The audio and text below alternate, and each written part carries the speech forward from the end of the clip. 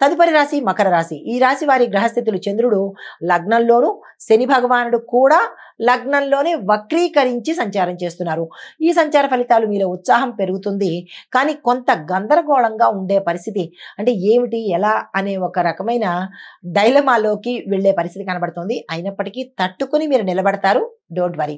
అయితే నిర్ణయాలు మాత్రము జాగ్రత్తగా తీసుకునే ప్రయత్నం చేయండి. ఏ రకమైన నిర్ణయాలైనా సరే, ఉద్యోగం కానీ, వ్యాపారం కానీ, కుటుంబం కానీ, వివాహం కానీ, ఏ నిర్ణయం తీసుకున్నా జాగ్రత్తగా ఆలోచించి నిర్ణయం తీసుకోండి.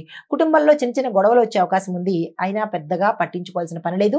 సామరస్యంగానే ముగిసిపోయే అవకాశం ఉంది. ఆర్థిక వ్యయాలు మాత్రము కొంత పెరిగే అవకాశం ఉంది. ఖర్చులను కట్ చేసే ప్రయత్నం చేసుకోండి. మీకు చెప్పదగిన పరిహారము, శనివారం రోజు ఉపవాసం ఉండండి.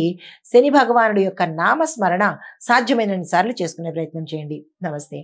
తదుపరి రాశి కుంభరాశి. ఈ రాశి వారి యొక్క గ్రహస్థితులు చంద్రుడు 12వ స్థానంలోను, శని భగవానుడు కూడా 12వ స్థానంలోనే ఉన్నాడు.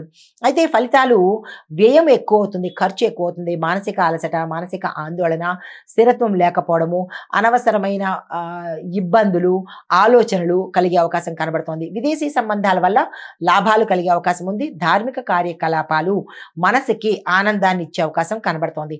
అయితే చెప్పదగిన పరిహారము, గణపతి ఆలయంలో మీకు 5 గరికమాలలు సమర్పించడంతో పాటు మీకు ఏదైనా ఇబ్బంది కానీ, ఆటంకం కానీ ఉంటే అది సంకల్పంగా చెప్పుకొని ఈ పరిహారం చేసినట్టయితే సానుకూలంగా స్పందించే అవకాశం కనబడుతోంది.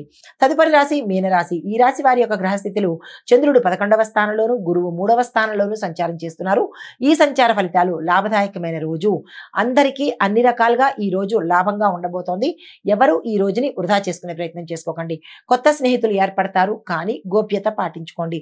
వ్యాపారంలో విజయాలు, కుటుంబంలో సంతోషము, సోదరులతో సహాయము మీకు సమయానికి అందుబాటులోకి వచ్చే అవకాశం కనబడుతోంది. అయితే ఆరోగ్యపరంగా చూసినట్టయితే కనుక ఎటువంటి అనారోగ్య సూచనలు ఈ రోజు కనిపించడం లేదు. మీకు చెప్పదగిన పరిహారము, సాలగ్రామంతో కూడినటువంటి విష్ణువుని తులసి మాలతో కానీ, తులసి దళాలతో కానీ అర్చించినట్టయితే విశేషమైన ఫలితాలు పొందుతారు. నమస్తే. ఇది మేషాది ద్వాదశ రాశుల వారికి చెప్పదగిన గోచారరీత్యా ఫలితాలు, పరిహారాలు, సూచనలు. నమస్తే.